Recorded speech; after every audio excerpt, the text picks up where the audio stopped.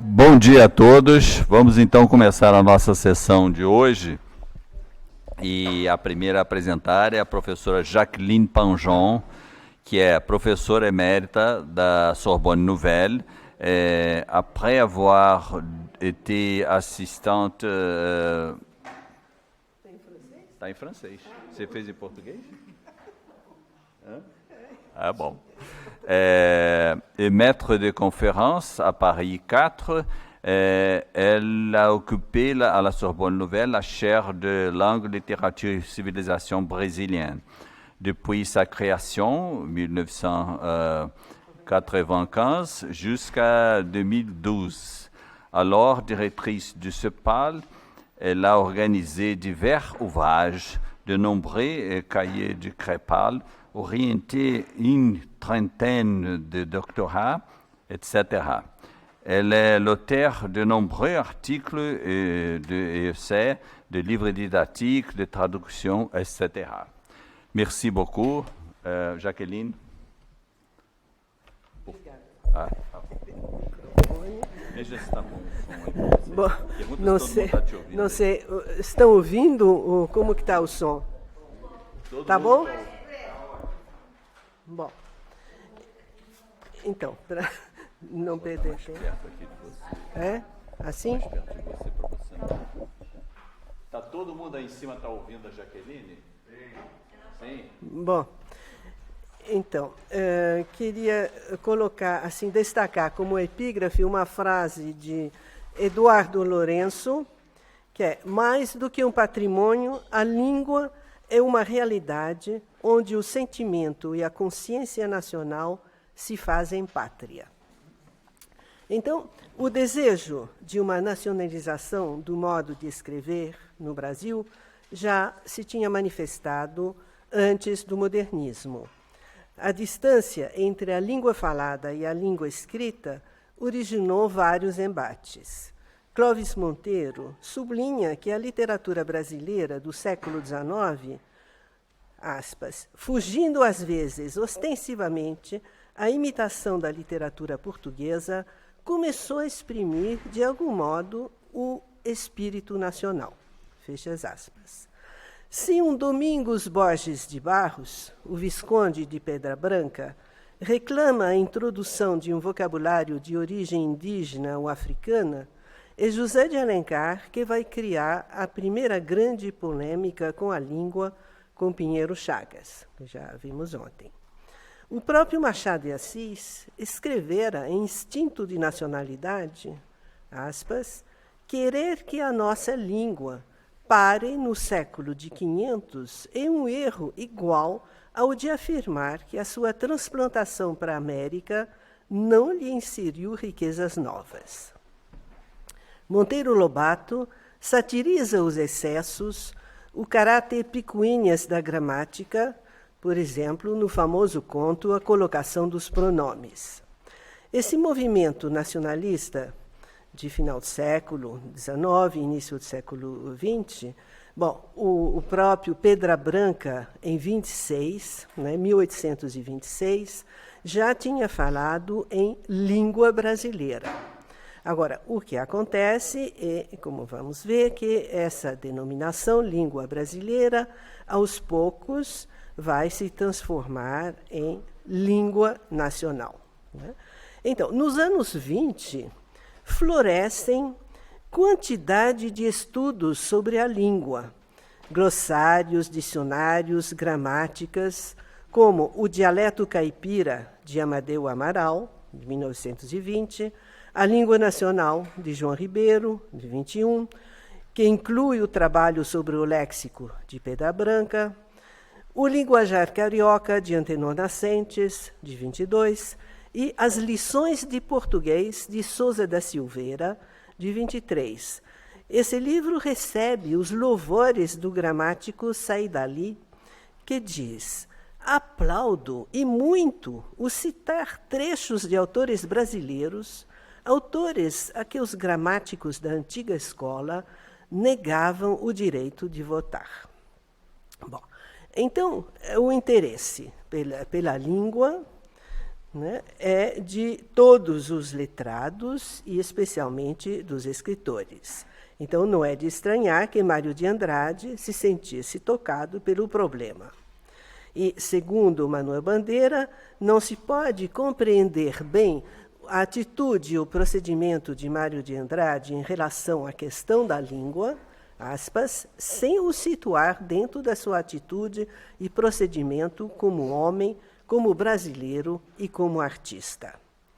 Bom, então o Mário, sabemos, começou a fazer versos por volta dos 14 anos, versos recebidos com gargalhadas pela família.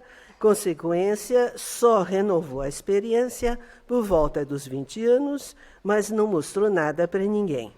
E, em 17, publica Há uma gota de sangue em cada poema, onde já procura formas novas, novos elementos na expressão, e essa procura faz com que, em 21, escrevesse o prefácio interessantíssimo, que vai ser publicado em 22, né, da Pauliceia Desvarada, e diz assim, aspas, a língua brasileira é das mais ricas e sonoras e possui o admirabilíssimo ão. A gramática apareceu depois de organizadas as línguas. Acontece que meu inconsciente não sabe da existência de gramáticas, nem de línguas organizadas. Pronomes? Escrevo brasileiro. Se uso ortografia portuguesa, é porque, não alterando o resultado, dá-lhe uma ortografia. E um pouco mais tarde, numa carta a Manuel Bandeira, esclarece, só sendo brasileiro, isto é, adquirindo uma personalidade racial e patriótica brasileira, que nós universalizaremos, pois que então concorremos com um contingente novo assemblage de caracteres psíquicos para o enriquecimento do universal humano. Bom, e a proposta, então, de Mário sempre foi de unir o projeto linguístico ao projeto ideológico de valorização nacional. Conheceu Oswald de Andrade em 1918 e Oswald, em 23, na famosa Conferência da Sorbonne, declara o esforço intelectual do Brasil contemporâneo, né,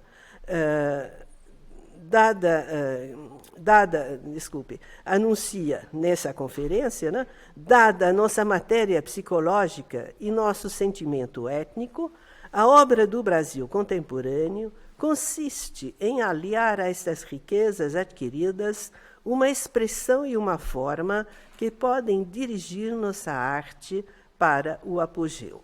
Estamos assistindo ao esforço científico da criação de uma língua independente por sua evolução da língua portuguesa da Europa. Recebemos como benefício todos os erros da sintaxe do romancista José de Alencar, do poeta Castro Alves, e o folclore não atingiu somente o domínio filológico. Com a publicação das Memórias Sentimentais de João Miramar, em 24, Mário de Andrade fica dinamizado no seu projeto, porque aparece um romance novo, com estruturas novas. E escreve, em novembro de 24, a Carlos Drummond de Andrade, porque no projeto dele ele quer associar outros escritores. Ele diz o seguinte: você é uma sólida inteligência e já muito bem mobiliada, a francesa. Com toda a abundância do meu coração, eu lhe digo que isso é uma pena. Eu sofro com isso. Carlos, devote-se ao Brasil, junto comigo. Nós temos que dar ao Brasil o que ele não tem, e o que por isso até agora não viveu. Nós temos que dar uma alma ao Brasil, e para isso todo o sacrifício é grandioso, é sublime, e nos dá felicidade. Agora, nem todos os escritores concordam com as ideias de Mário de Andrade.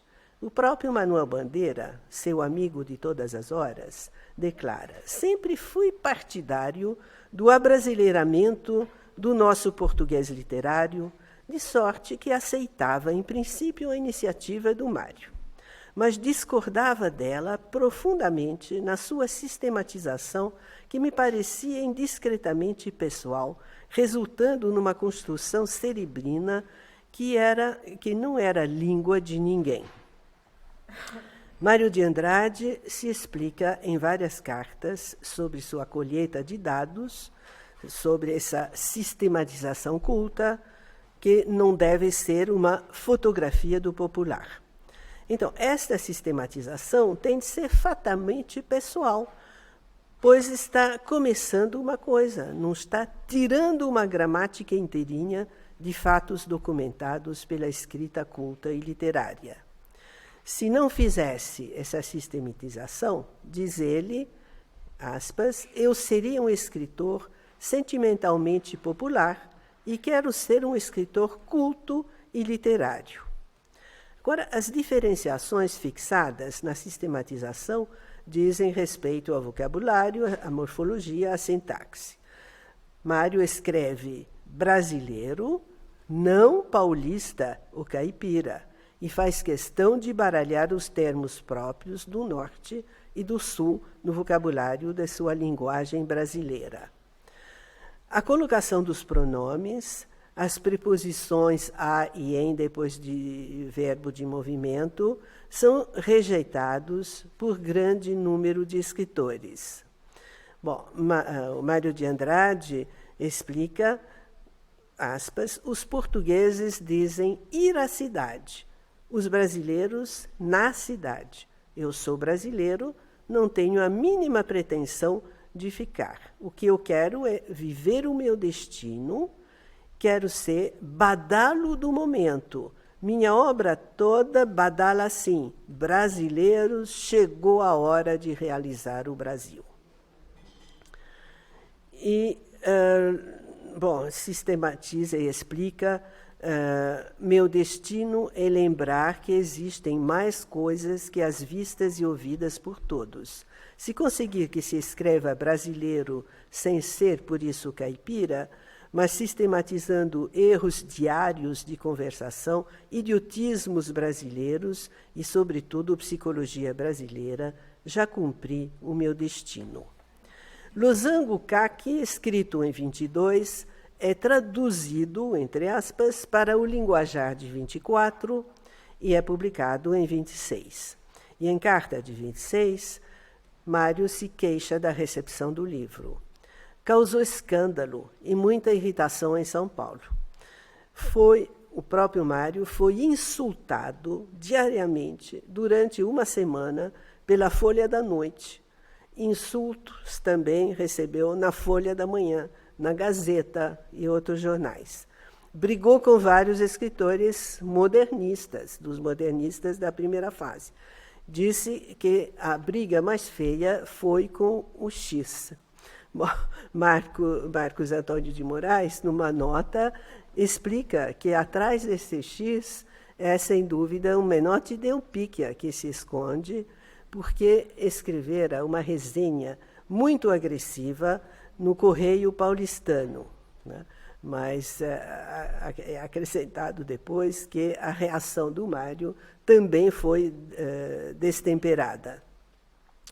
No prefácio inédito de Amar Verbo Intransitivo, de 26, Mário sublinha, não quis criar língua nenhuma, apenas pretendi usar os materiais que a minha terra me dava, minha terra do Amazonas ao Prata, a necessidade de empregar os brasileirismos vocabulares, não só no exato sentido, porém já no sentido translato, metafórico, tal qual eu fiz.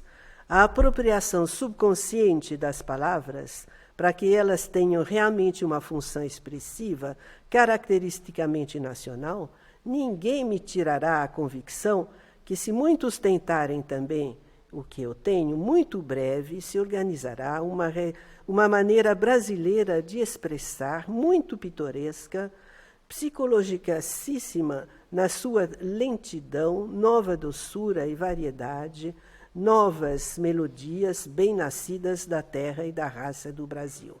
O importante é se adaptar, ser lógico com a sua terra e com seu povo. No losango, anuncia, entre outras obras, uma gramatiquinha da fala brasileira, da qual já falamos ontem. Bom, a fase entusiasta do projeto do Mário se situa entre 1922 e 1927. É a fase da coleta de dados. E nesse mesmo ano, no ano de 25, ele pede para o linguista Sousa da Silveira uma lista de obras que julgaria fundamentais para seu estudo. Só que Sousa da Silveira atende seu pedido só em 27 e aconselha uma lista de 8 livros, entre os quais aqueles que eu já citei, do Nascentes, do João Ribeiro, do Amadeu Amaral, e a gramática secundária da língua portuguesa de Said Ali. Bom, e também linguistas franceses como Vandriès, Le Langage, etc. E depois dessa fase de entusiasmo, vem uma fase de reflexão, de 27 a 30, e de 30 a 31 para cima em diante, a desistência quanto à gramática. Então, esse livro, Gramatiquinha da Fala Brasileira, levanta uma polêmica. Em carta a Sousa de Silveira, carta de 35, Mário declara: este livro, a Gramatiquinha, né, do qual nunca escrevi nenhuma página, eu nunca jamais tive intenção de escrever. É certo que tomei muita nota, fiz muita ficha a respeito da língua e de processos que me pareciam mais nacionais de traduzir o pensamento em linguagem, mas é só.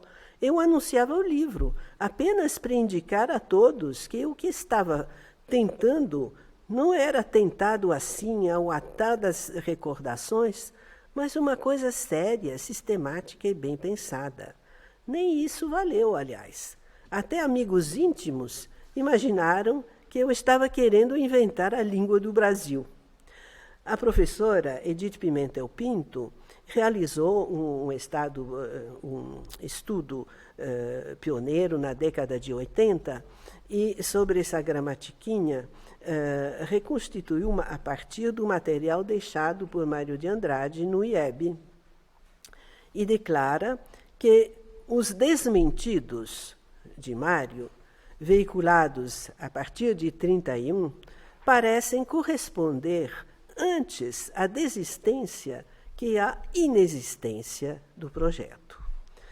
Bom, ela cita também Paulo Duarte, né, bastante ligado a Mário de Andrade, que se mostra muito peremptório.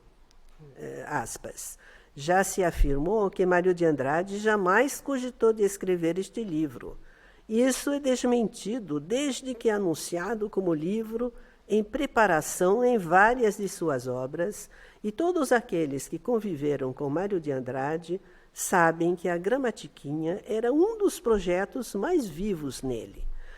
E o material do IEB compreende uma caderneta intitulada Língua Brasileira, 8 envelopes marcados Gramatiquinha, também livros anotados por Mário, entre eles a Gramática Secundária da Língua Portuguesa, do Said Ali, etc. Então, a Gramatiquinha não se destina ao estabelecimento de normas e regras gramaticais, tampouco à criação de uma nova língua. Mário de Andrade a concebe como uma verdadeira missão a ser cumprida e que deveria se estender igualmente a outros escritores. E no envelope Tratado do Estilo Ideias Gerais, vem uma nota no pós-fácil e descreve o seguinte: também a fala brasileira não é diferente da fala portuga, é apenas distinta dela. Então, isso é uma frase muito importante, porque há uma grande diferença entre esses dois adjetivos, diferente e distinta.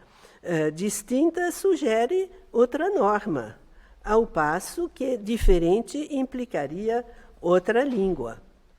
E, aos poucos, Mário de Andrade vai abandonando as expressões fala brasileira ou língua brasileira para adotar a designação língua nacional, né? Então, no capítulo, essa gramatiquinha já vem delineada com partes, subdivisões, então introdução, fonologia, lexiologia, sintaxe estilística, etc. E na parte estilística, ele anota doçura, lentidão, meiguice, sensualidade, ironia, asperezas, emboladas, né? Então, segundo Edith Pimentel Pinto, essa gramatiquinha é mais uma estilística da fala brasileira do que uma gramática, né?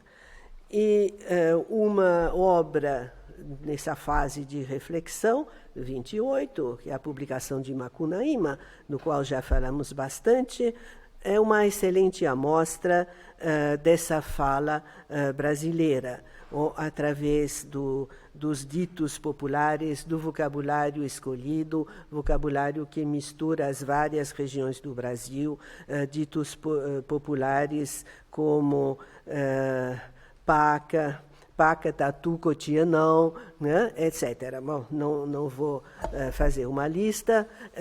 A carta para as Icamiabas, né, tudo isso já foi muito estudado.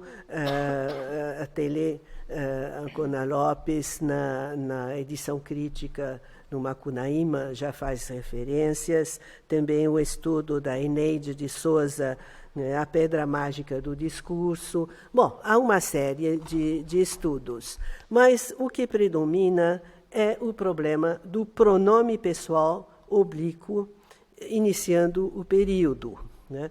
Me dê, até o João Ribeiro fala me dê, só que na fala culta é restrito à primeira pessoa, e Mário de Andrade sistematiza o emprego. E em 41, no Baile dos Pronomes, no Empalhador de Passarinho, ele diz, faz o resumo dos problemas e termina o artigo dele citando o epigrama de Alberto Ramos, né? Me dá, dá-me, me dá, digo eu, erra, imbecil, bruto, erro em Portugal, acerto no Brasil, né? E numa carta ao seu amoroso Lima, ele escreve: quando eu principiei errando o meu português, não anunciei imediatamente que estava fazendo uma gramática do brasileiro, anúncio com o qual eu tinha apenas a intenção de mostrar que não está fazendo uma coisa de improviso, porém era coisa pensada e sistematizada. Pois então não se percebe que entre o meu erro de português e o do Oswaldo vai uma diferença da terra-lua. Ele tirando do erro um efeito cômico e eu fazendo dele uma coisa séria e organizada.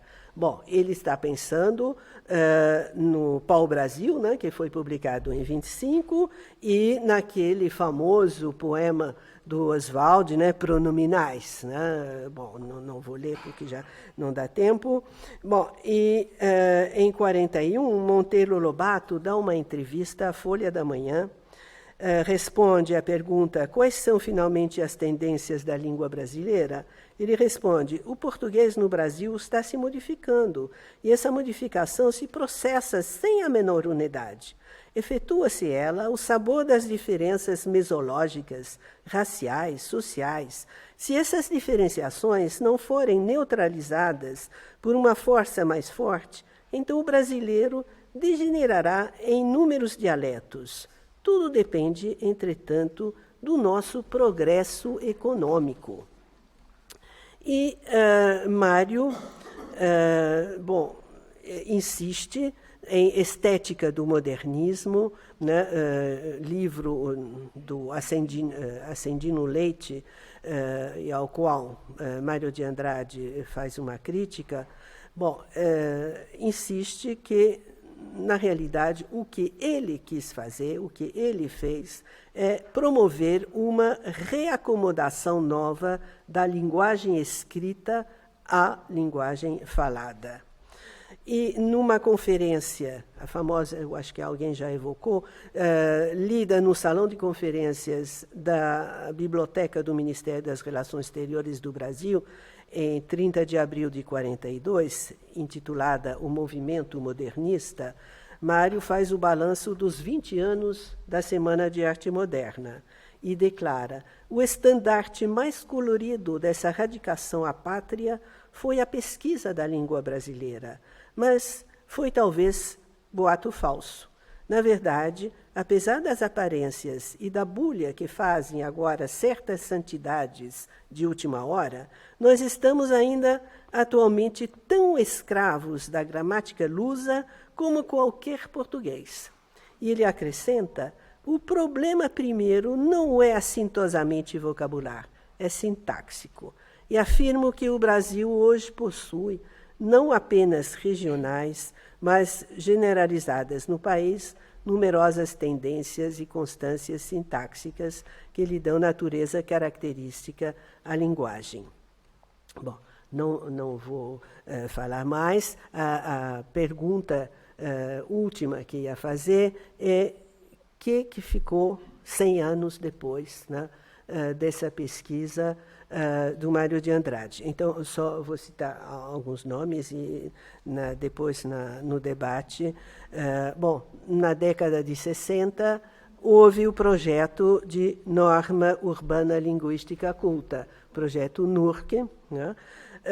E os linguistas como Dino Preti, Ataliba Castilho, né, já na década de 80, publicaram Linguagem Falada Culta na cidade de São Paulo, materiais para seu estudo, etc. Bom, a CPLP foi criada em 96, e nesse mesmo ano de 96, a Maricato publica a Gramática do Português Falado, né?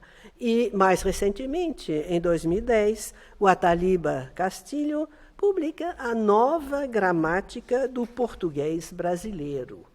Então, Mário nunca pensou em abandonar Portugal, né? Ele sempre disse que os brasileiros são herdeiros de Portugal, dos portugueses.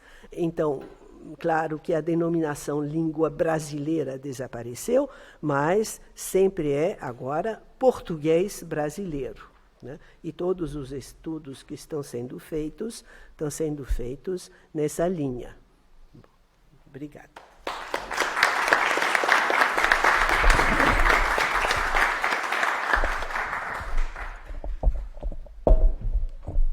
Bem, passaremos agora a palavra à professora Sheila Prachedes Pereira Campos, que vai apresentar o trabalho Modernismo, Tradição, Transgressão e Resistência, Mário de Andrade e seu projeto de abrasileiramento.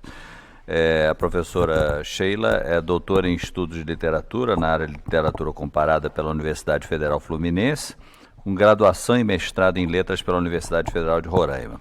Atualmente é professora adjunta da Universidade Federal de Roraima, onde atua na área de literaturas amazônicas e práticas de ensino em literatura, no curso de letras e no programa de pós-graduação em letras.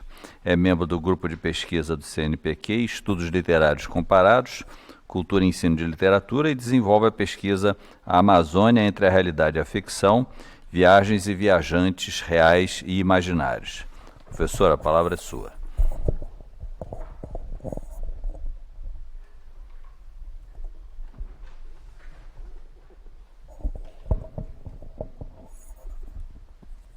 Ok, né? Bom dia a todos. Bom dia a todos. É um prazer imenso estar aqui nesta mesa com colegas tão ilustres, a quem eu cumprimento.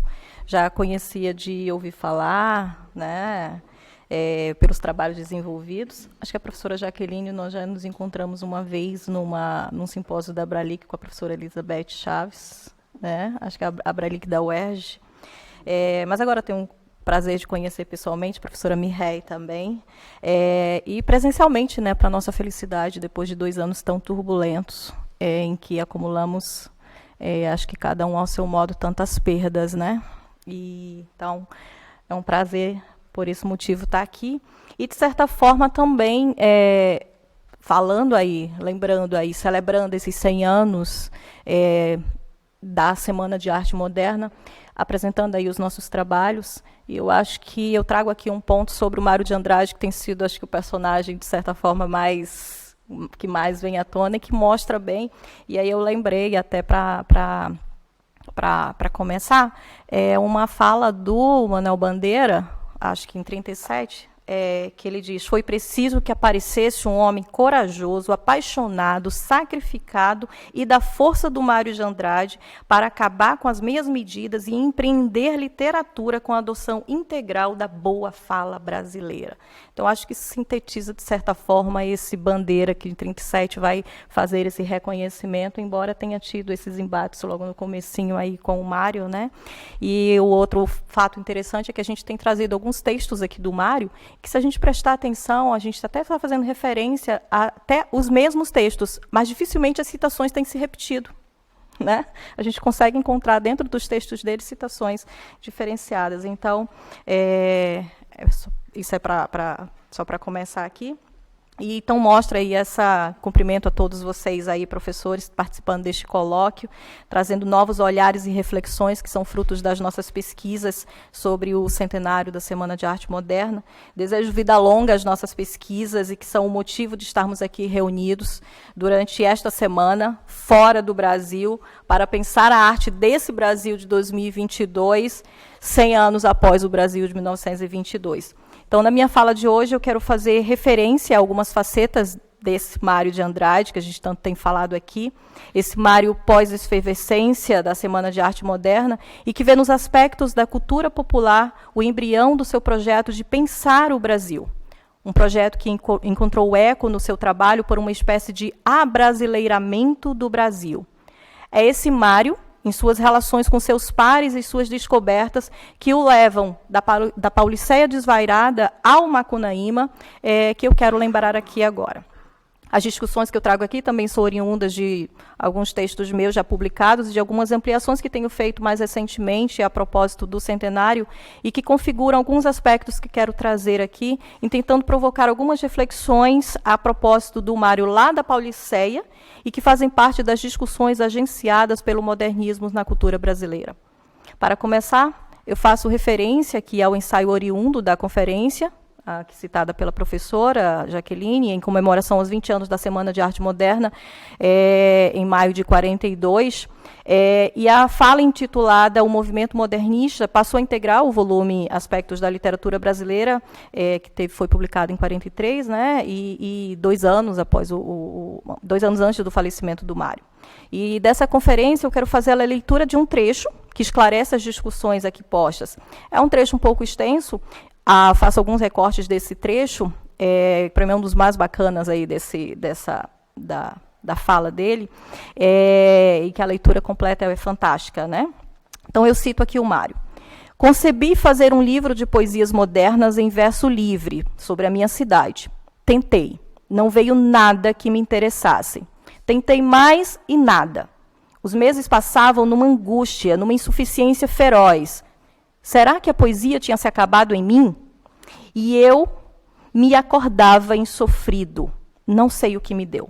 Cheguei na secretaria, abri um caderno, escrevi o título que jamais pensara. Pauliceia Desvairada. O estouro chegara, afinal, depois de quase ano de angústias interrogativas. Entre exames, desgostos, dívidas, brigas, em poucos dias estava jogado no papel um discurso bárbaro, 2 vezes maior do que talvez do que isso que o trabalho de arte fez um livro. Mais tarde, eu sistematizaria esse processo de separação nítida entre o estado de poesia e o estado da arte para a composição dos meus poemas dirigidos. As lendas, por exemplo, o abrasileiramento linguístico do combate. Escolhido o tema, por meio das excitações psicológicas sabidas, preparar o advento do estado de poesia. Se este chega, e quantas vezes não chegou, escrever sem coação de espécie alguma tudo o que me chega até a mão, a sinceridade do indivíduo. e só em seguida, na calma, o trabalho penoso e lento da arte, a sinceridade da obra de arte, coletiva e funcional, 1000 vezes mais importante que eu. Quem teve a ideia da semana? Por mim, não sei quem foi. Só posso garantir que não fui eu. O mais importante era decidir e poder realizar a ideia. Fim da citação. É assim que o Mário principia contando a sua versão da Semana de Arte Moderna e de como teve um insight para sua Paulicéia esvairada. É esse Mário que eu estou interessada aqui agora, aquele para quem a atividade literária é o resultado da confluência entre inspiração e técnica deliberadamente orquestrada, a chamada possessão preparada, no dizer dele, como ele explica para Henriqueta Lisboa numa carta de 30 de janeiro de 42, confessando que provocava o estado de poesia. É esse estatuto da possessão voluntária, né, conforme ele diz, que é a possessão voluntária, que Mário defende e que aponta para todo o processo de construção da sua obra, como os registros de suas pesquisas e principalmente sua correspondência, verdadeiro laboratório de criação, demonstram. Em carta a Manuel Bandeira, ele também denomina esse processo de pensamento e ação, ao se referir às cartas, e que seria uma espécie de pensar e agir, ações que juntas resultariam na sistematização dos seus textos, explicados, por assim dizer, na grande quantidade de notas autógrafas constantes nos livros de sua biblioteca, nas fichas, nas anotações, nos espólios de suas pesquisas e objetos, como que estão no acervo do IEB, lá acho que integram a missão de pesquisas folclóricas no CCBB em São Paulo, na própria casa, alguns materiais ainda na própria casa Mário de Andrade, lá na famosa da Rua Lopes Chaves, e mais ainda em sua gigantesca correspondência, dirá o professor Marco Antônio de Moraes. Né? Os estudos em torno desses registros deixados por Mário revelam um artista preocupado em pensar o Brasil para além do lido e do visto em termos de arte brasileira, da expressão da nossa cultura. E faço referência também aqui aos estudos empreendidos pela professora Telea Ancona Lopes, que, sob a tutela inicial do professor Antônio Cândido, deu início a esse gigantesco trabalho que aumenta consideravelmente a fortuna crítica mário-andradiana a partir da biblioteca particular do Mário e das suas cartas, postais, notas e registros deixados por eles, e que se encontram boa parte no web e aí sistematizados agora exaustivamente pelo professor Marco Antônio de Moraes, que acho que a gente quase não consegue mais fazer referência das cartas do Mário sem ter lá um Moraes na citação, né? Uma vez que eu escrevi um texto que era sobre as cartas do Mário, e quando eu fui feita as referências, era Moraes. Obrigada, professor. Epistolomaníaco, como ele se declara, sabia que produzia cartas-documentos, que sua correspondência era um diálogo artístico, como ele escreve a Drummond em 25, e cito aqui a carta ao Drummond. Se eu tivesse tempo para escrever cartas, como se faz na França, cartas para depois da morte os amigos publicarem, havia de mandar uma para você sobre o que eu sou, o que eu faço e o que eu penso agora. Né? Fecha aqui. O Mário Demiurgo sabia, inclusive, que sua epistolografia serviria de fonte para o entendimento sobre o movimento modernista, como escreve em 44 no ensaio Fazer a História, que ele sabia que as cartas e as notícias de jornais da época seriam capazes de, como ele diz, provar a verdade. Ele talvez até imaginasse que um dia a gente estaria aqui 100 anos depois falando dele, né, sobre ele e suas cartas para compreender a sua obra. Então, é na extensa troca dessa correspondência com o amigo Bandeira, inclusive, que eu acho que a maior correspondência dele é com o Bandeira, né? Por exemplo, né, ele declara e assume o seu ideário numa carta datada de 7 de novembro de 24. E aí a citação até usada pela professora.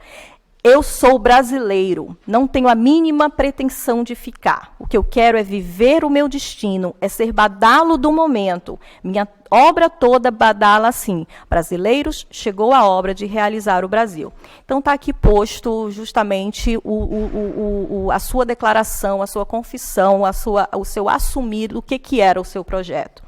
No mesmo mês, no mesmo ano, em uma carta também enviada por Drummond para o Mário, né, em 22 de novembro de 24, Drummond se define: não sou ainda suficientemente brasileiro, mas às vezes me pergunto se vale a pena sê-lo.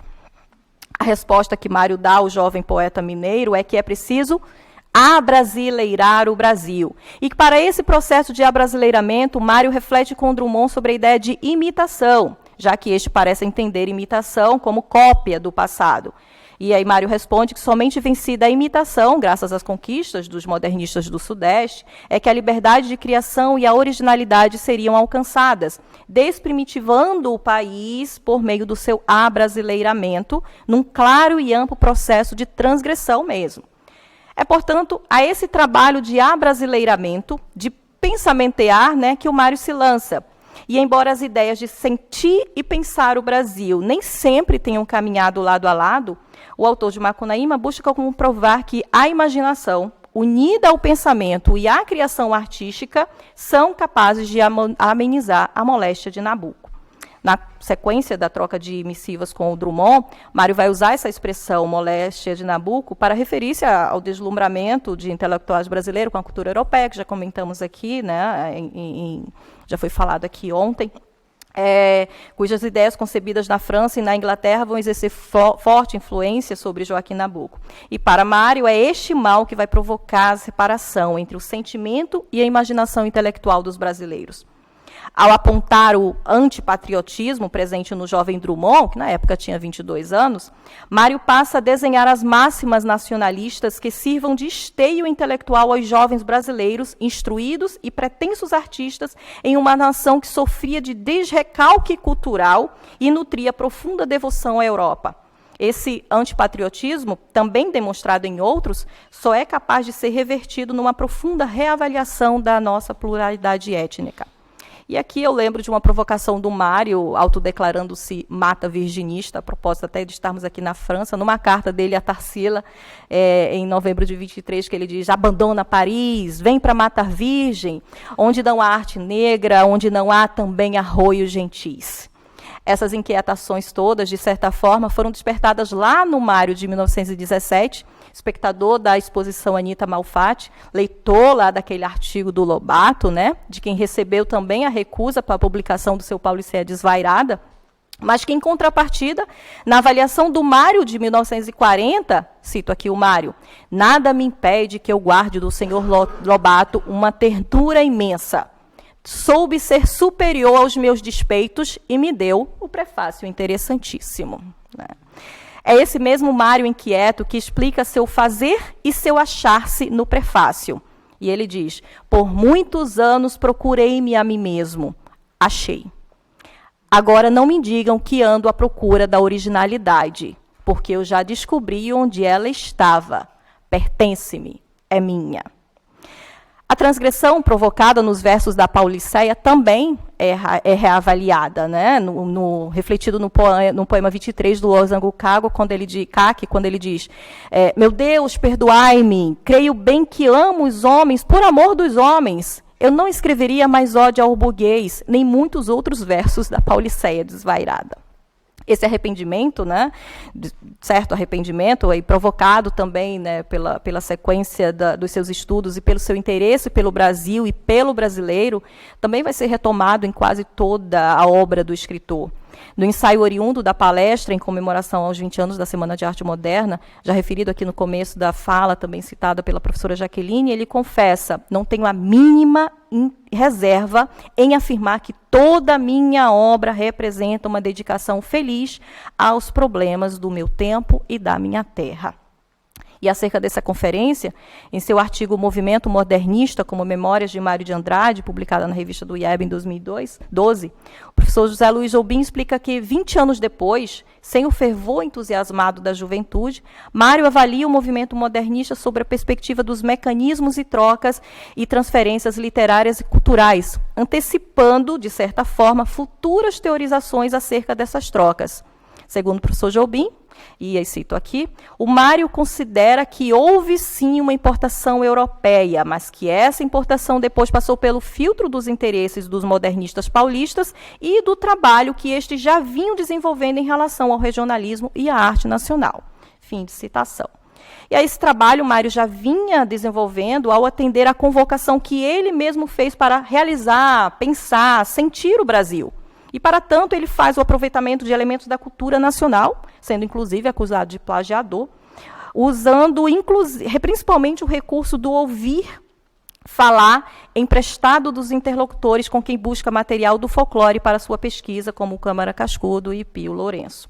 Esse interesse pelo folclore e pela língua, como elementos capazes de unir um país tão disperso geograficamente, justificam o Macunaíma de 28, né, incitado pela leitura do von Horaimans, o Orinoco, do etnógrafo alemão Theodor Koch-Gruber, e que tem na narrativa feita pelos indígenas Aricuná e Tauripang o motivo do gozo do Mário e o insight para a escrita da história do herói sem caráter, que seria, segundo ele, o sintoma do brasileiro. O brasileiro não tem caráter porque não possui civilização própria nem consciência tradicional. Está lá num dos prefácios, né? A ausência de civilização e consciência para o escritor paulista faziam referência à carência de cultura nacional e ao atraso econômico e social em relação aos demais países desenvolvidos. Nesse sentido, a convocação para realizar o Brasil era necessária e urgente, considerando o desconhecimento que o brasileiro tinha e tem do seu próprio país e dos elementos que compunham nossa história. Cabia, então, ao artista, ao intelectual, provocar a reflexão e aproximar o povo, especialmente o cidadão de segunda classe, do verdadeiro Brasil. O interesse do paulista pela sua terra, conforme sua correspondência demonstra, desemboca na pluralidade linguística que Macunaíma representa, e a Carta para as Icamiabas é um exemplo desses, né, além dos inúmeros exemplos de falares brasileiros presentes na obra, cuja linguagem revela esses inúmeros Brasis que vão desde Uraricuela, lugar de onde nós vimos, né, Fábio e Bibele, até a Ursa Maior e vice-versa, reatualizando o Mário e seu Macunaíma ainda e sempre, como revelam as variedades de textos e textualidades em torno não só do herói sem caráter, como também da própria entidade mítica ou real, como alguns creem, lá em Roraima, que ainda circula pelas comunidades indígenas em Roraima. Mas Mário não tinha como mensurar a abrangência e o impacto da sua obra. Fato é que, embora Macunaíma tenha assumido sua posição de obra-prima, que falhou, segundo ele, né, não era essa a intenção dele em seu projeto de abrasileiramento, como ele depõe na conferência aqui já falada e que vale aqui a citação, né? Cito aqui o Mário.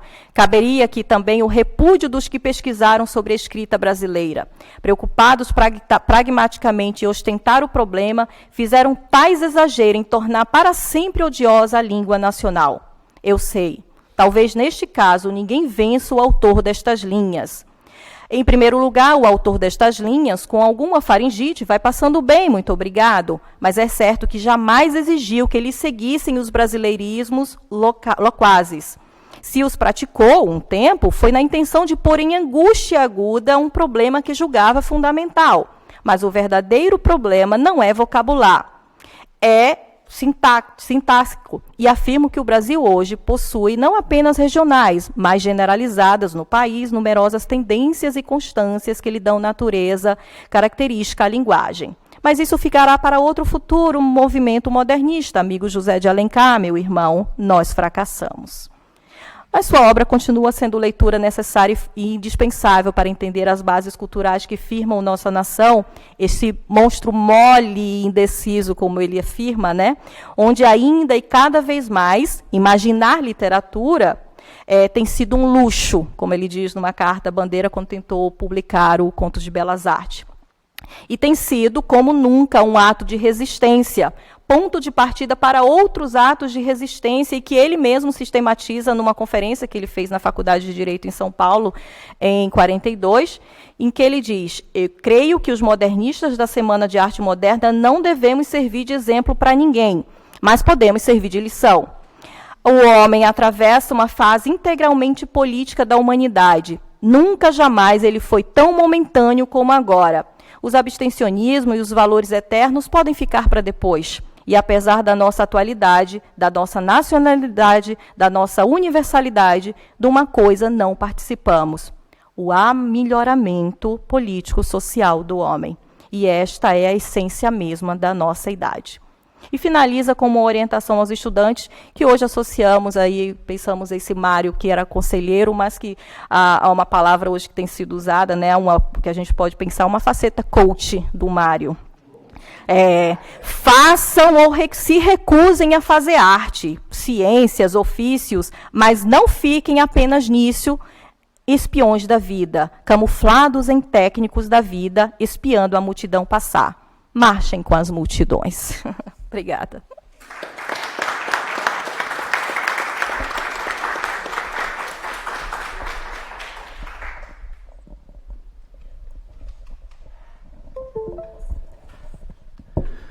Bem, então agora passaremos a palavra à professora Mireille Garcia, que vai apresentar o trabalho intitulado Luiz Rufato, romancista como crítico, reflexões em torno da produção modernista brasileira para além de São Paulo. Mireille Garcia é titular de um doutorado em literatura brasileira contemporânea, cuja tese trata da problemática da identidade, da memória e do espaço na obra do romancista Milton Ratum. Venceu o prêmio de tese 2015, atribuído pelo Instituto des Amériques. É membro do grupo de pesquisa RIMIT, Equipe de Recherche Interlangue, Mémoire, Identité, Territoire, da Universidade Rennes II e dos programas Print-UF. Atualmente é professora adjunta do Departamento de Português da Universidade Rennes II, onde ministra aulas de literatura e cultura brasileira na graduação e na pós-graduação desde 2016. Professora, a palavra é sua.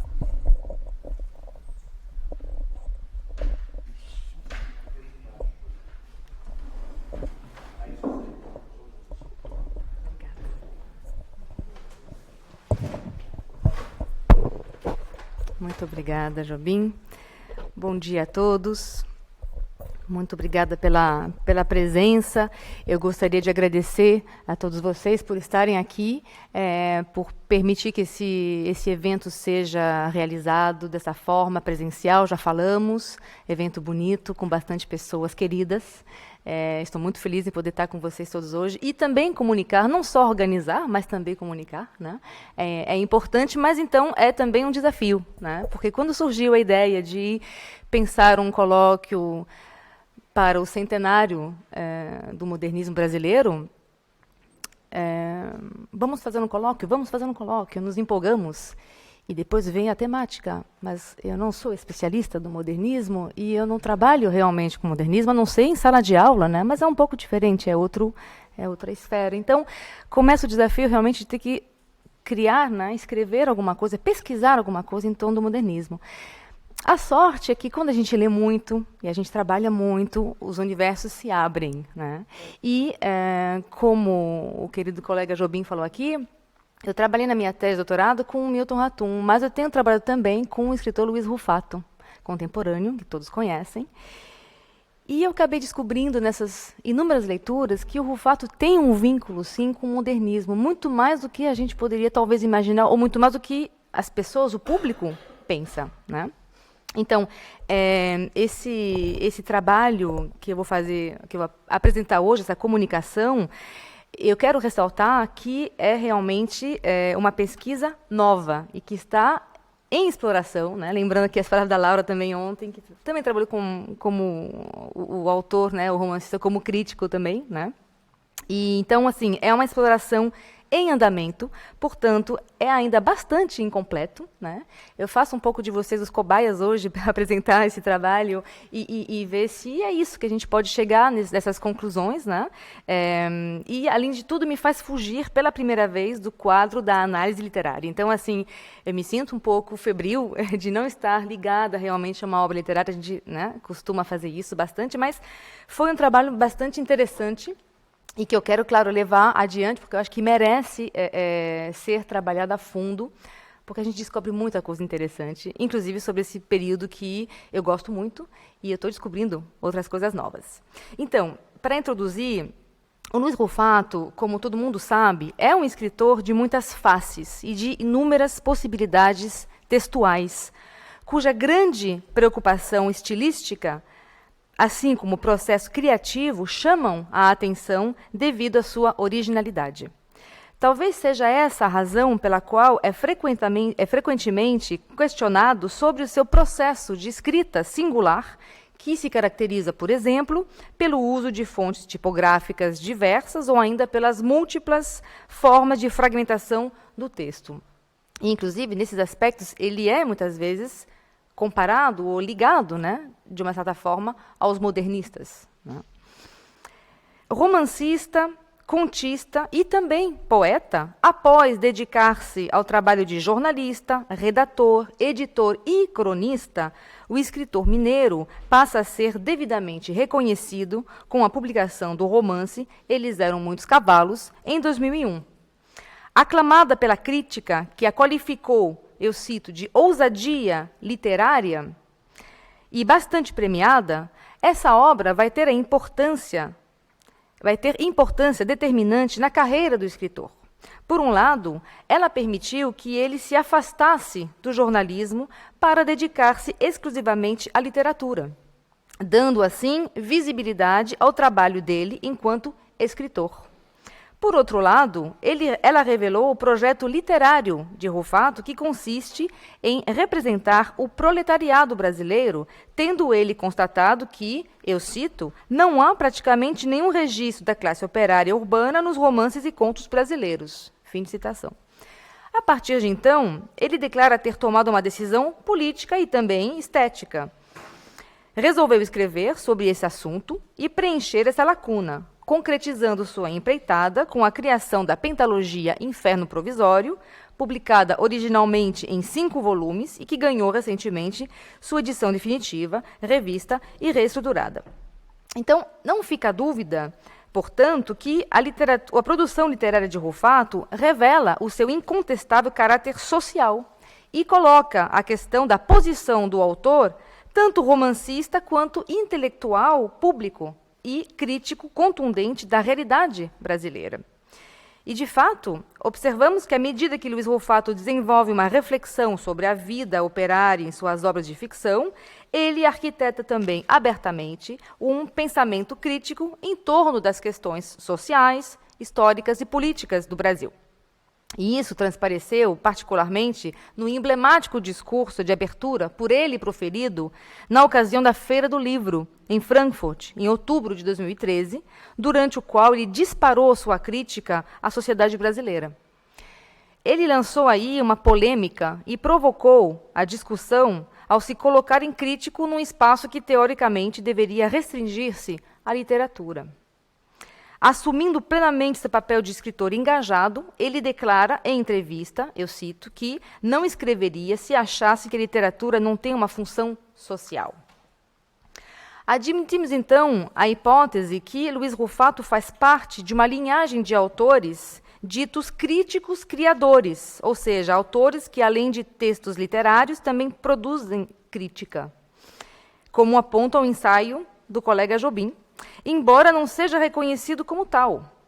Devido ao seu vínculo com a esfera jornalística, ele assinou numerosas crônicas em conceituados periódicos e revistas, além de ter presença constante na cena editorial, seja como autor ou organizador de livros e coletâneas, exercendo dessa forma a função de crítico, uma vez mais, e se colocando como formador de opinião.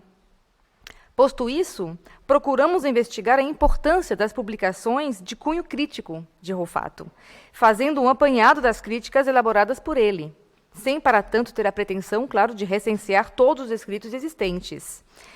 E, justamente, ao fazer esse trabalho de pesquisa, identificamos uma predominância de produções associadas, de alguma forma, e sob diferentes gêneros textuais, ao modernismo brasileiro. Para o presente trabalho, procuramos inicialmente investigar a forma como o escritor analisa, à sua maneira, o modernismo e as produções em torno do modernismo, quando exerce a função de crítico, pois acreditamos se tratar de uma proposta de reformulação e de revisão da história, que ele faz pelo viés de suas leituras críticas. Nessa perspectiva, propomos apresentar em seguida os diferentes escritos e publicações do autor em torno do modernismo. A gente poderia afirmar que o Luiz Rufato é herdeiro do modernismo, como faz a crítica, ao considerar que a sua produção ficcional, e em particular eu disse, né, a obra Eles Eram Muitos Cavalos, sendo pós-moderna, uma vez que o escritor procede à reapropriação das experiências modernistas, seja através dos recursos de linguagem, seja pelo viés de suas narrativas fragmentárias. Mas o vínculo dele com o modernismo também se deve a começar pela sua origem. Ele é nascido e criado na cidade de Cataguases, no interior do estado de Minas Gerais, cidade berço da Revista Verde, ali publicada entre 1927 e 1929, por um grupo de jovens rapazes, muito jovens. Ao se interessar pelo movimento verde de Cataguases na década de 80, Rufato vai descobrir que a crítica sempre considerou a Revista Verde como sendo, eu cito, um fenômeno inexplicável. Por ter nascido em uma cidade pequena e, eu cito também, exótica. E somente por isso chamou a atenção a revista.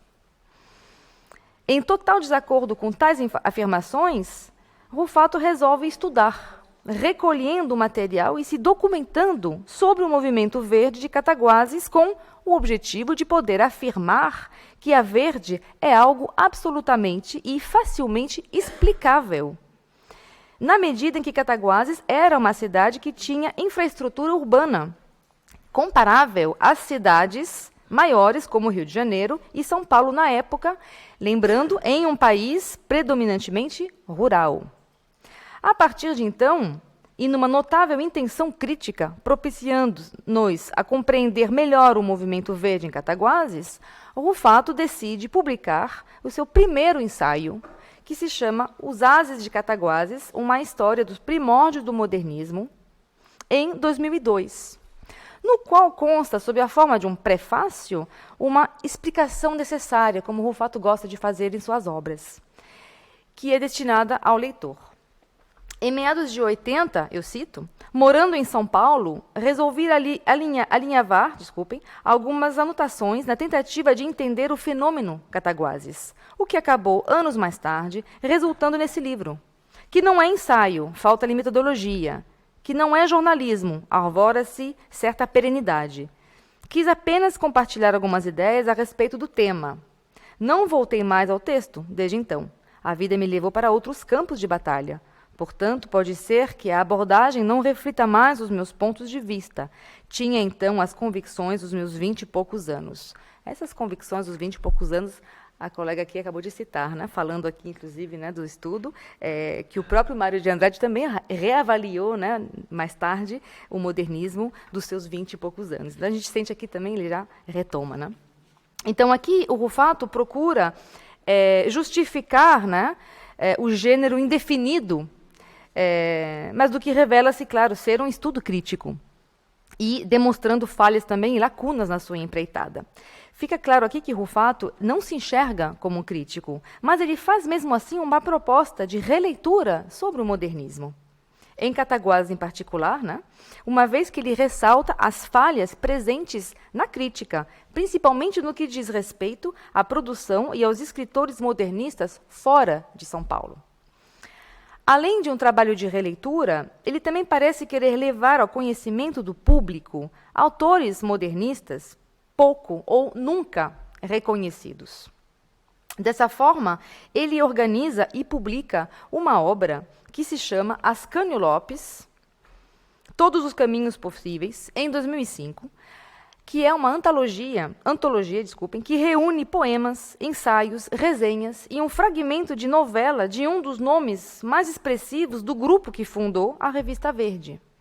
Uma pequena, mas densa produção intelectual que o Rufato julgou necessário transmitir junto com artigos críticos sobre a obra desse autor, praticamente desconhecido. Ele vai também, em seguida, e de modo semelhante, publicar outra obra, que se chama Francisco Inácio Peixoto, em prosa e poesia, que ele organiza e lança em 2008. Ele resgata aqui os escritos daquele que foi também um dos rapazes de Cataguases, e que escreveu tanto poesia quanto ficção, mas que foi ofuscado, para não dizer apagado, da história do modernismo brasileiro.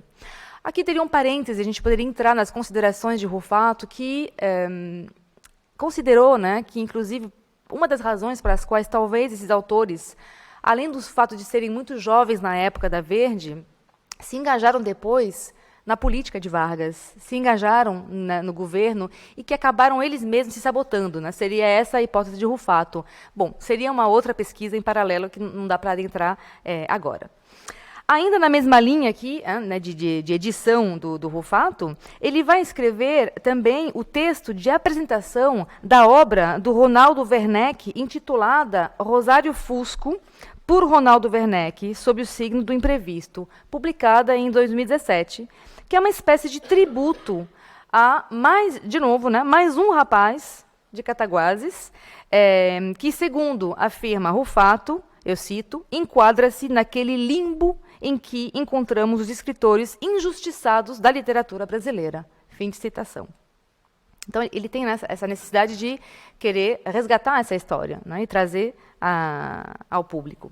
Em outro registro, o pensamento crítico de Rufato sobre o modernismo também atrela-se a autores reconhecidos, né, do movimento, como, por exemplo, os dois Andrades, Mário e Oswald, a quem Rufato presta homenagem ao organizar duas obras, ambas publicadas em 2011, que são essas, né?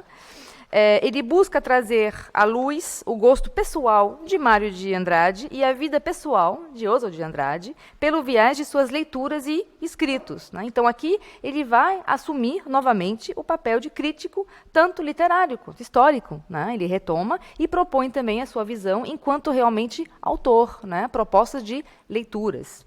O Rufato faz muito isso, inclusive ele alimentou um blog durante, eu acho que 5 ou 7 anos, né? Ele é muito ativo na tela e ele propõe sempre leituras, né? Conselhos de leitura. Então, ele se coloca realmente como um crítico, um intelectual que vai analisar, né? E propor leituras. Em outro registro, o pensamento... não, eu já falei isso aqui, desculpa. Em entrevista concedida a Afonso Borges no programa Sempre um Papo, de março de 2022, o escritor mineiro revela o que nós entendemos ser o leitmotiv, né, dos seus escritos de cunho crítico em torno do modernismo, quando lhe declara que o movimento não nasce em 1922 e que trata-se de um erro de interpretação básico pensar dessa forma. Na verdade, ainda segundo ele, a Semana de Arte Moderna é um marco simbólico, mas que antes de 22, alguns modernistas paulistas já estavam fazendo experiências com as mudanças ocorridas. Por exemplo, Manuel Bandeira ou Lima Barreto, que já combatiam o passadismo e escreviam numa língua brasileira, já tendo um olhar crítico, segundo Rufato. Assim, ele considera que já havia, na paisagem literária brasileira da época, vários autores que já eram modernistas e parece não se conformar com o fato de muitos considerarem a década de 20 como sendo o primeiro modernismo. Da mesma maneira que ele acredita que o modernismo em São Paulo foi supervalorizado e que, se não fosse a Semana de 22, muita coisa não teria aparecido, ele também acredita que alguns escritores fora dessa zona teriam tido mais visibilidade e reconhecimento. Inclusive, sobre esse assunto, ele vai publicar um texto um tanto quanto polêmico no jornal Rascunho, na edição de dezembro de 2020, no qual ele vai retificar a data de um artigo escrito por Lima Barreto contra os modernistas e que teria sido determinante para o cancelamento de sua obra por parte dos modernistas. Ele escreve Lima Barreto contra os futuristas, querendo retificar aqui e, de fato, achando uma falha numa data, né, numa correspondência entre Lima Barreto e os modernistas. Consciente que está nadando contra a corrente ao orientar sua reflexão contra a hegemonia do modernismo paulistano, Mário Andradino, e querendo resgatar de uma certa forma aquilo que nunca foi dito e revelado, tipo de outra face do modernismo, o Rufato se posiciona como conhecedor do assunto. Aos poucos, ele vai criando uma autoridade sobre o tema que já vem tratando há anos, contribuindo para a construção de sua imagem enquanto intelectual e crítico. Com as comemorações do centenário do modernismo, vieram à tona mais estudos e publicações.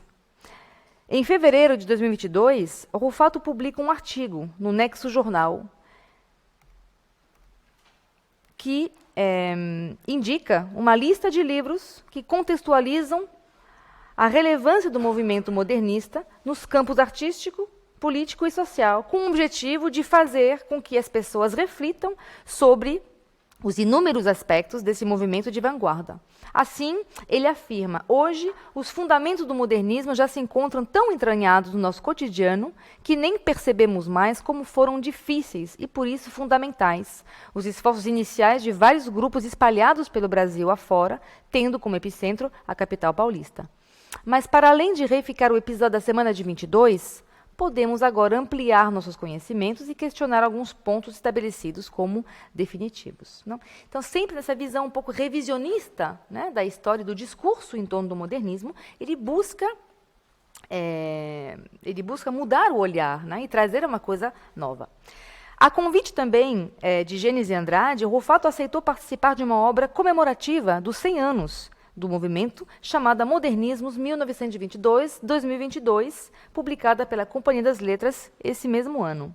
Ele assina, dentre outros pesquisadores, um texto intitulado No Meio do Caminho, no qual ele elabora sua argumentação em torno do movimento modernista para além de São Paulo, alegando, eu cito, que precisamos nos deslocar do núcleo original de São Paulo e observar seus desdobramentos no restante do Brasil naquele momento. Ele também afirma, eu cito, que Minas Gerais seria o único estado a conhecer manifestações ditas modernistas também fora da capital. Fim de citação.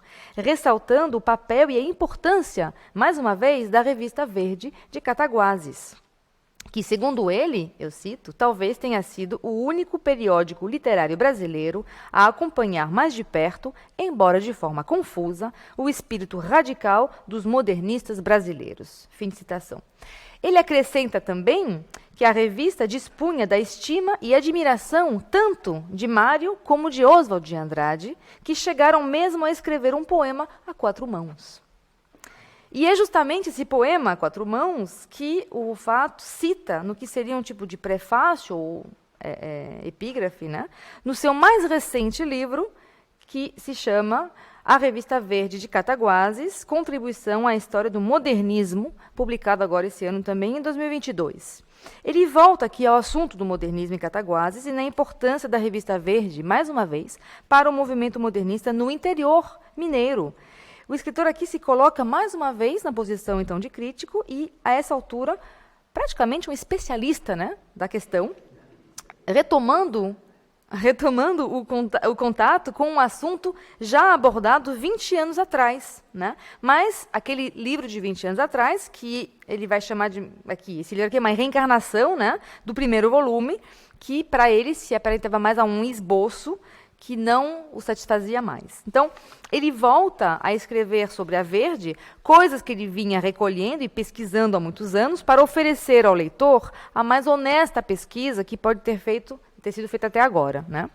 Ele diz agora estar satisfeito com isso, o que não era o caso com os Ases de Cataguases, que considera muito incompleto. Então, para finalizar, já passei aqui do tempo, é isso. Eu não posso finalizar uma pesquisa que ainda está muito em andamento, né? Estou realmente começando, mas encontrei, né, interessantes pistas para, de fato, pensar nessa questão do Rufato como sendo talvez um crítico, talvez um revisionista, ou ao menos essa demanda, né, essa necessidade que ele tem que o modernismo seja reconhecido também para além de São Paulo e, em particular, em Cataguases, que a gente sabe é o cenário, né, é o lugar dele, de origem, e o cenário de seus romances também. E seria também outro estudo, porque há muita coisa para dizer. A Verde também, uma revista interessantíssima para ser analisada, né? Enfim, é isso. Muito obrigada.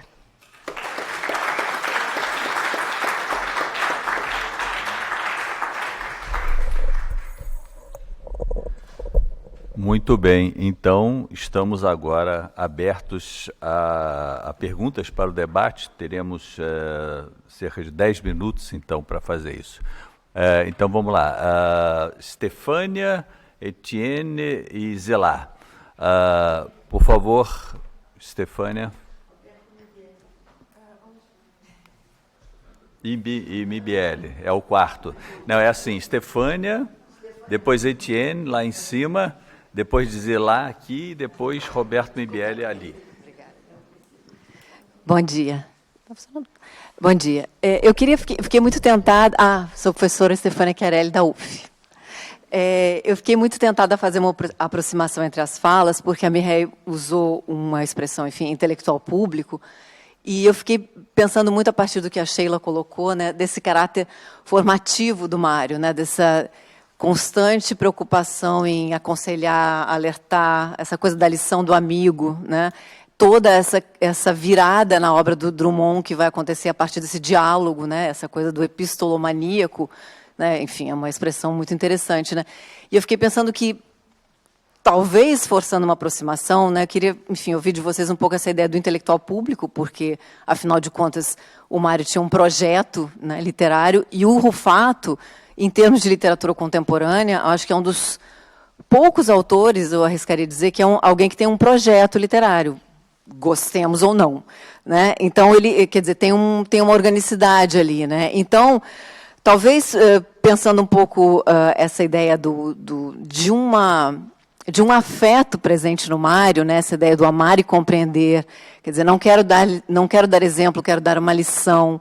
Essa questão da sabença, tem um texto bonito do Silviano Santiago sobre os três Andrade, né, que ele fala muito dessa relação via afeto, né. E o Rufato, eu queria um pouco também, talvez, ouvir sobre o Mário e o Rufato, também é alguém que está, quer dizer, é uma espécie de agitador cultural, é uma espécie de alguém que é um articulador, além de ser um escritor, e que está ali, de alguma maneira, compondo um cenário, né, Mireille? Assim, queria ouvir um pouco, será que, talvez a minha pergunta seja, será que, achei engraçado a Sheila falar do coach, né, essa ideia de alguém que está formando, tem um caráter formativo e pensa sobre isso, e se hoje o nosso escritor contemporâneo perdeu, né? Se todo mundo está numa egotrip ou numa tentativa, talvez até de recompor um cenário, né? Mas será que ele é alguém formador? É tão difícil, é um outro panorama, talvez, né? E, enfim, juntando um pouco a ideia do intelectual público e de um projeto literário em ambos, né? Queria ouvir um pouquinho vocês. Desculpa, foi meio comprido. Etienne, lá em cima. Lá em cima.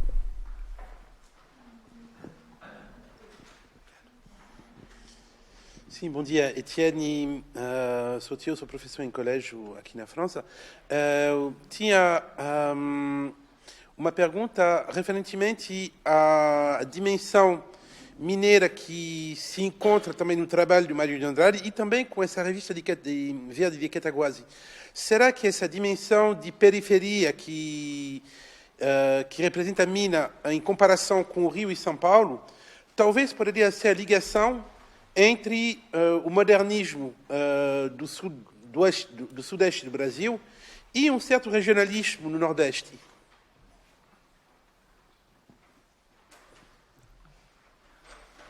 Ok. Zilá, está aqui, ó.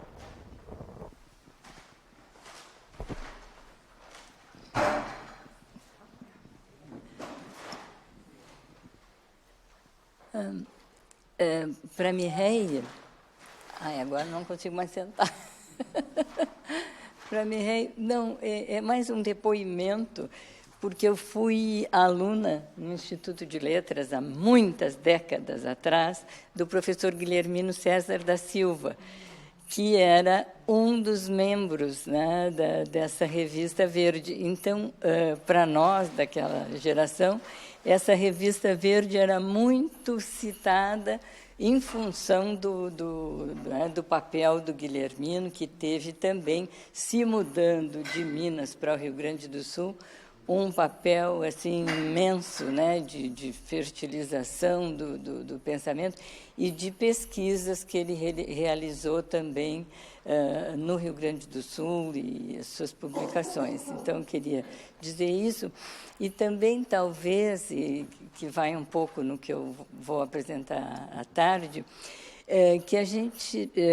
eu tenho substituído a palavra resgatar por representificar. Porque eu acho que resgatar é tirar lá de um cofrezinho e botar aqui. E não é isso que a gente faz, né? Eu acho que na representificação a gente tira justamente da opacidade e tenta revelar, né? Então, eu me interessei bastante porque tem uma convergência com o que a gente faz. Agora, com o Rufato, eu já fiz em outros artigos crítica no sentido de que as duas antologias que ele tem ele deixa muitos personagens, muitos escritores invisibilizados. Eu já escrevi, até já conversei com ele sobre isso também.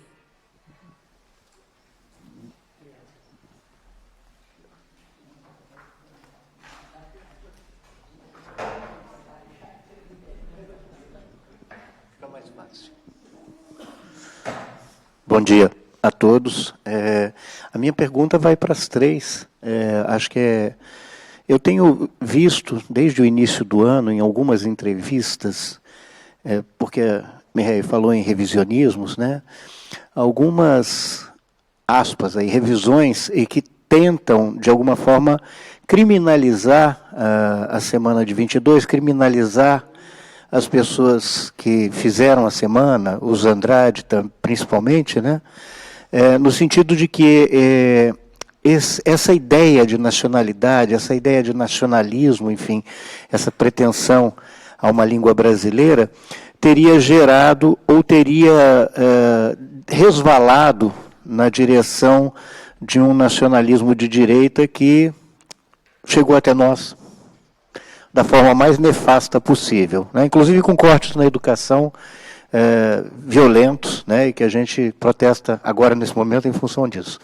Mas a pergunta vai no sentido de o que vocês pensam a respeito dessa ideia de que esse Mário de Andrade, principalmente Sheila e Jaqueline, né, teria sido culpado por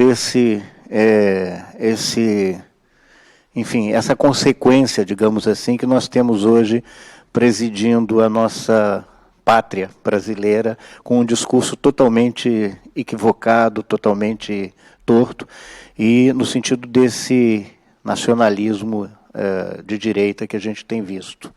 Quer dizer, em que medida Mário de Andrade contribuiu nesse sentido? Em que medida a gramatiquinha da língua portuguesa e tudo mais faz parte, tem papel nisso? Última.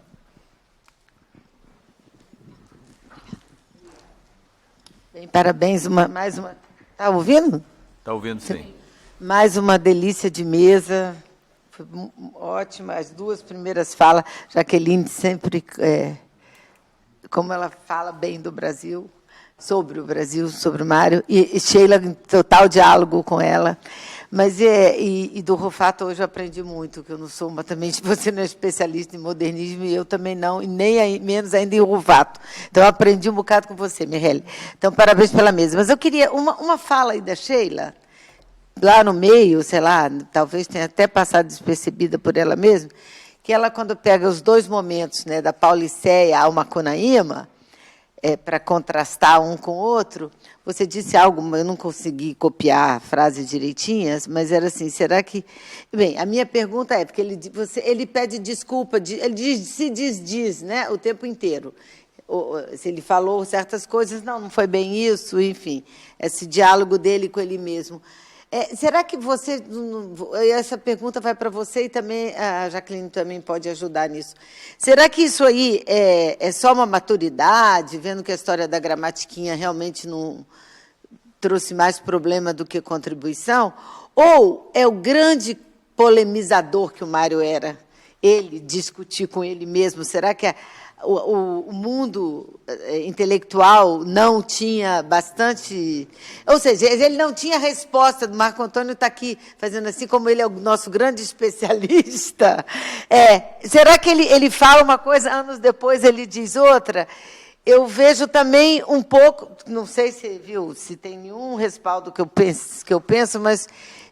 Para mim, tem uma coisa que ele era um polemista, né? Ele fazia grandes polêmicas. Quando ele não tinha resposta do seu mundo intelectual, da sua esfera, ele mesmo provocava outra coisa para ver se surgir algo. Não sei, é só uma coisa que me ocorreu agora, viu? Porque você falou e deixou para lá. E ele a gente sabe que essa foi um viés do Mário era esse. Obrigada. Bem, então vamos à mesa aqui. Eu vou começar com a professora Jaqueline, né? É complicado isso aqui.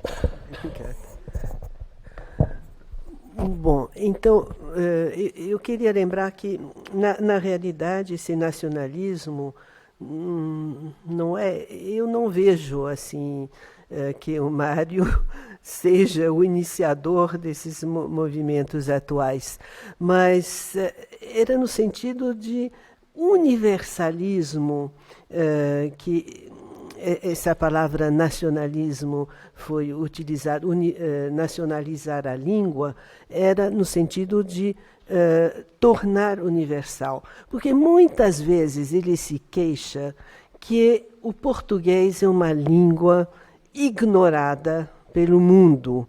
E eu acho que não anotei aqui, ele diz, afinal de contas, seríamos mais conhecidos se o Brasil pudesse vender bombardeios, por exemplo, armas, né, pelo mundo. Bom, e não é o caso, né? E já em 1939, ele se queixava feitos em França, no artigo Feitos em França, que está no Empalhador de Passarinho, né, que realmente ninguém conhecia a língua. Ele dizia, bom, quer na pena portuguesa, quer brotada nos nossos lábios mais largos, jamais a língua portuguesa chegou a se constituir em língua literária, né? Então, eu não vejo ligação com os problemas atuais. E Graciliano Ramos, quando escreve São Bernardo, há uma carta, não lembro exatamente da data, bom, mas na década de 30, eu acho que ele está no Rio e ele escreve para a esposa, Heloísa, e ele diz, mandei traduzir, entre aspas, São Bernardo, né? Quer dizer, que ele segue os preceitos de Mário de Andrade no sentido de nacionalizar, quer dizer, criar um estilo brasileiro. E essa gramatiquinha, na realidade, seria mais um manual de estilo literário, né? Do que normas. Bom, vou passar para a Sheila.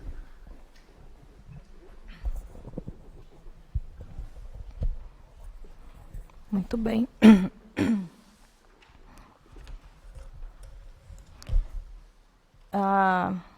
Lembrando aqui da questão da Estefânia, em relação a essa questão do intelectual público, desse projeto de abrasileiramento, desse projeto literário, não só do Mário de Andrade, mas que vem já um pouquinho antes, aí o próprio projeto literário de José de Alencar, o próprio Machado de Assis, e que chega nesse projeto aí do Luiz Fato, e tão instigante, né? Obrigada pela pesquisa, que está iniciante aí, tão fantástica já, né? Já tem tantos dados, tantas coisas bacanas, muito bom ouvir. E a própria correspondência do Mário mostra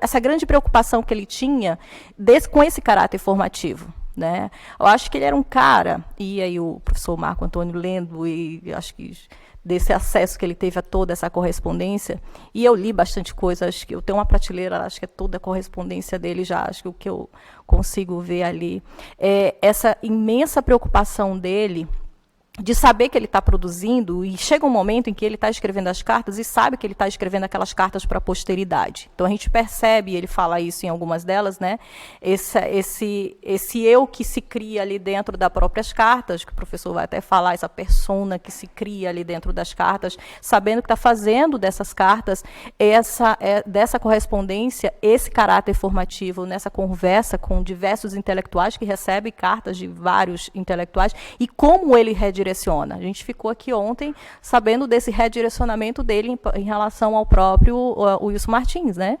O próprio Câmara Cascudo também, que tem o seu, de certa forma, futuro redirecionado ali de poeta para folclorista ali pelo próprio Mário, né?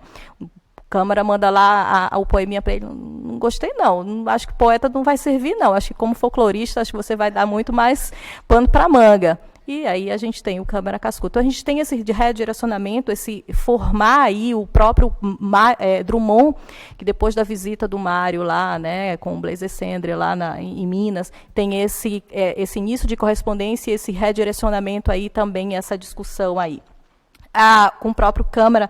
Então, esse projeto dele já estava ali muito desde o começo, acho que desde quando ele começa ali, acho que desde Há uma gota de sangue em cada poema, quando chega na Paulisseque, de certa forma ali explode essa toda a confecção dele ali, e como ele vai dizer para o Câmara, né, eu tenho fome de Brasil, eu vivo e vibro de ânsia brasileira, e está ali presente esse projeto dele, essa discussão dele, e que ultrapassa certamente, MBL, muito mais do que esse nacionalismo que vai chegar hoje totalmente deturpado, e que a gente tem até uma certa ojeriza quando a gente ouve falar, né, de como essa palavra se tornou complexa e perigosa hoje, quando a gente fala nisso, quando ele diz, né, nós seremos universais quando formos nacionais. E aí, quando a gente pensa nisso, nessa perspectiva de hoje, como isso tomou um outro olhar. Mas isso estava lá presente no projeto dele, lá em 24, quando ele diz para Drummond, o que eu imagino que é o nosso desejo, ele falou que é o meu desejo, que eu imagino que é o desejo de muitos, é obrigar este velho e imoralíssimo Brasil a seguir aí o rumo das ideias universais. Então, está lá presente desde o começo essa proposta dele aí, né? Então, e Lívia, ele certamente tinha esse caráter polêmico, sim. Sabia que estava fazendo ali as coisas para esse provocar mesmo, esse sentido mesmo de provocar, de instigar, de dizer mesmo os desaforos. Sim, mas eu acho que realmente tem um papel de maturidade ali, né? Esse olhar para o passado, esse revisar o que foi feito.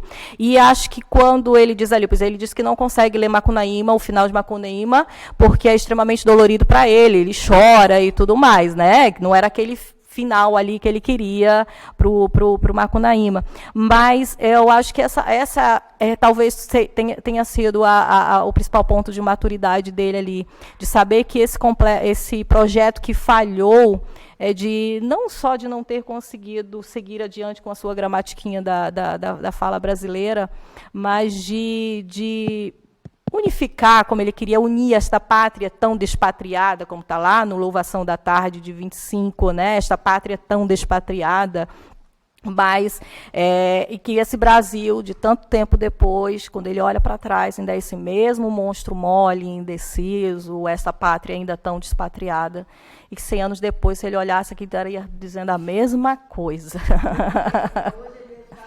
Ele ia estar, meu Deus...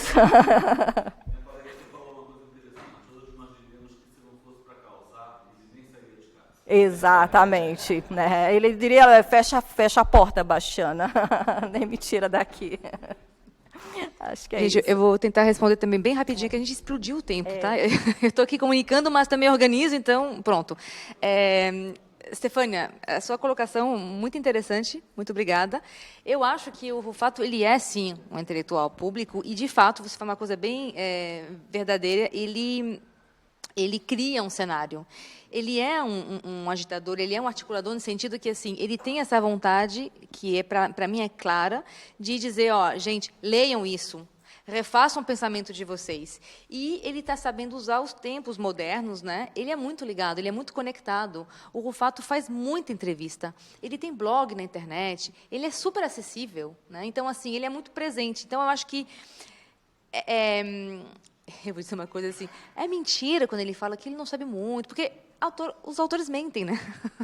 Então, eu acho que ele fica nessa coisa mais, assim, essa posição um pouco mais discreta, mas ele gosta. E ele cria polêmica, eu acho que ele sabe que ele cria polêmica. E a vontade dele é essa, né? Eu tenho para mim que...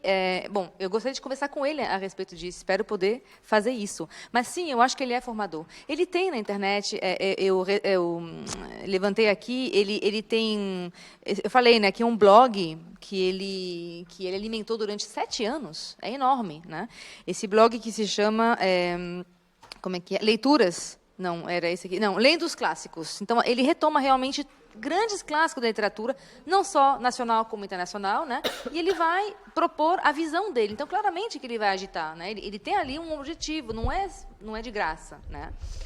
Também organizou um livro que se chama Leituras de Escritor, ou seja, ele está sempre nessa ótica de organizador, né, de editor, na verdade. Mas, de fato, como a Zilá disse, eu acho que, se é isso que eu entendi bem, ele também omite autores quando ele faz antologias. Então, assim, ele sim, para responder também a sua pergunta, Roberto, eu acho que quem culpa os Andrades, ele culpa os Andrades. Ele diz que os modernistas, os paulistas, se apropriaram totalmente do modernismo e que esqueceram os outros, né? Mas eu acho que, de fato, ele também tende a esquecer, porque ele tem uma visão muito...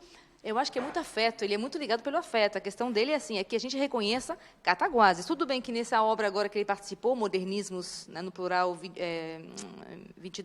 1922-2022, ele fala do modernismo não só em Minas, mas também no Rio Grande do Sul.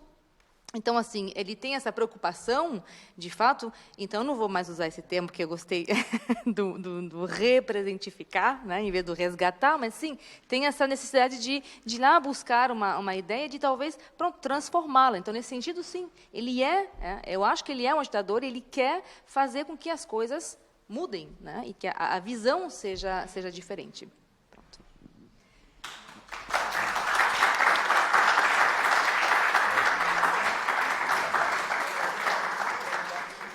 Minha gente, então, nós teremos 10 minutos de intervalo, serão 10 minutos mesmo, porque a gente está com um tempo aí meio apertado, tá?